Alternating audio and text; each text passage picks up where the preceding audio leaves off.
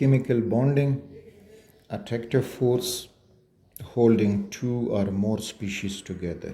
यानी for example ions को जोड़ेगा तो सोडियम आयन है और क्लोराइड आयन है, तो ये जिस चीज़ से जुड़े हुए हैं that is a chemical bond. Atoms को जुड़ता है, फॉर एग्ज़ाम्पल हाइड्रोजन है, क्लोरीन है, तो दो एटम आपस में जुड़ गए हैं तो ये केमिकल बॉन्डिंग है। इसी तरह से वाटर का मॉलिक्यूल दूसरे वाटर मॉलिक्यूल से अट्रैक्शन रखता है तो इसको केमिकल बॉन्डिंग कहते हैं। डाइपोल फोर्सेस वगैरह, बस दो स्पीशीज़ को, एटम हो, आइंस हो, मॉलिक्यूल हो, जिनको जुड़ता है तो वो कहलाता है chemical bond. Next, types of chemical bond. Types में इंट्रा एटॉमिक बॉन्ड और इंटरमॉलिक्यूलर फोर्स या intermolecular bond. Intra atomic bond में एटम्स आर बॉन्डेड, इसकी मदद से एटम्स आपस में जुड़ते हैं और यहाँ पे मॉलिक्यूल्स आपस में जुड़ जाते हैं, तो ये intermolecular force.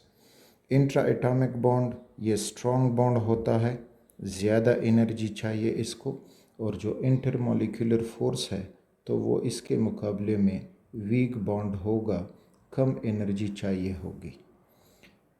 Intra atomic bond के एग्जाम्पल्स में आपको मिलेगा आयोनिक बॉन्ड, एक स्ट्रॉन्ग बॉन्ड है, इसी तरह से covalent bond, this is intra atomic bond, metallic bond, intra atomic bond and coordinate covalent bond. Coordinate covalent bond covalent bond का ही एक स्पेशल टाइप है। आयोनिक बॉन्ड मेटल और नॉन मेटल में बनेगा, कोवेलेंट बॉन्ड नॉन मेटल में, metallic bond आपको मिलेगा metal में, और कोऑर्डिनेट कोवेलेंट बॉन्ड फिर मॉलिक्यूल्स में और आयंस में भी बन सकता है, लेकिन वो कोवेलेंट बॉन्ड का ही एक टाइप है। इंटरमॉलिक्यूलर फोर्सेस में इसमें एग्जाम्पल आपको एक मिलेगा हाइड्रोजन बॉन्डिंग, जो मॉलिक्यूल को आपस में जोड़ता है, और दूसरे के एग्जाम्पल्स हैं इसमें आपको मिलेगा डाइपोल फोर्सेस, ये इंटरमॉलिक्यूलर हैं।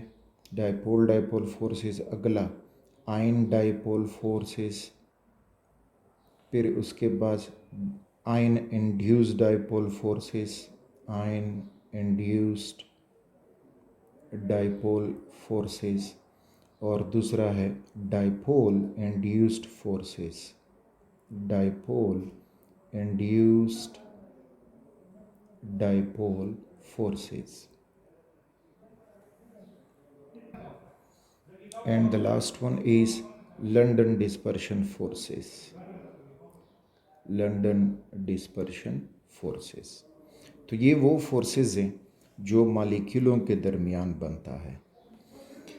हाइड्रोजन बॉन्ड में याद हो कि हाइड्रोजन बॉन्ड तब बनेगा कि एक मॉलिक्यूल का पार्शियल पॉजिटिव चार्ज हाइड्रोजन दूसरे मॉलिक्यूल में फ्लोरीन अट्रैक्ट करे, नाइट्रोजन अट्रैक्ट करे, ऑक्सीजन अट्रैक्ट करे, तो ये कहलाएगा हाइड्रोजन बॉन्ड। यानी शर्त इसमें फ्लोरीन, ऑक्सीजन और नाइट्रोजन की है।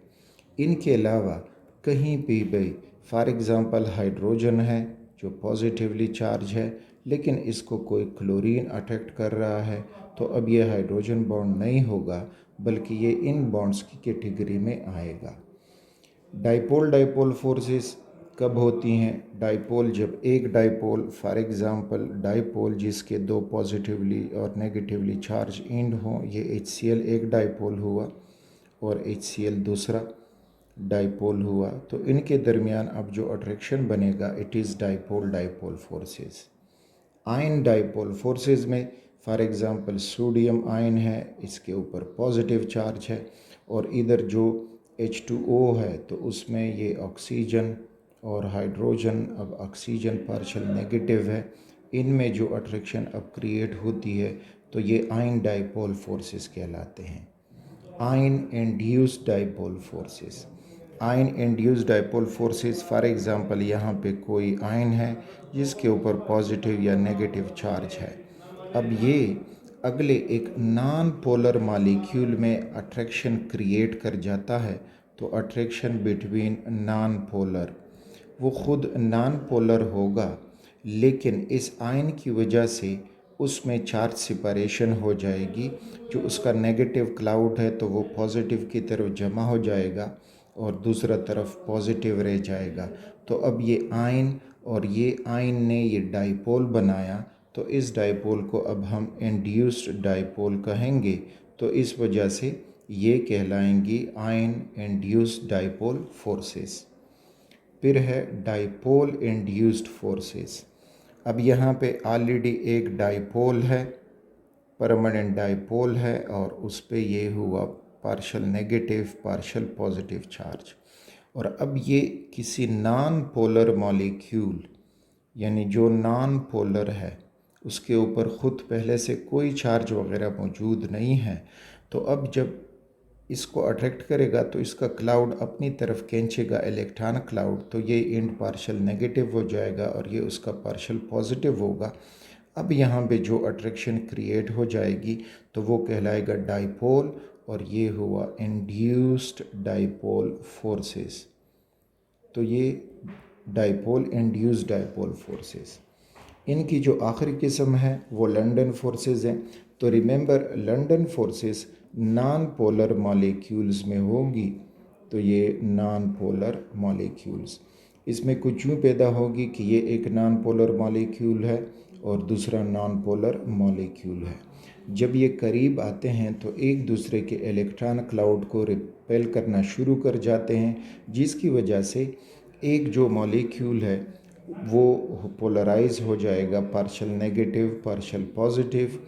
अब ये बना इंस्टैंटेनियस डाइपोल, ठीक। और अब ये इंस्टैंटेनियस डाइपोल अपने साथ वाले जो मॉलिक्यूल है तो उसका जो क्लाउड है ये पॉजिटिव चार्ज अपनी तरफ अट्रैक्ट करेगा, तो इधर ये इसका नेगेटिव हो जाएगा और ये हो जाएगा पॉजिटिव।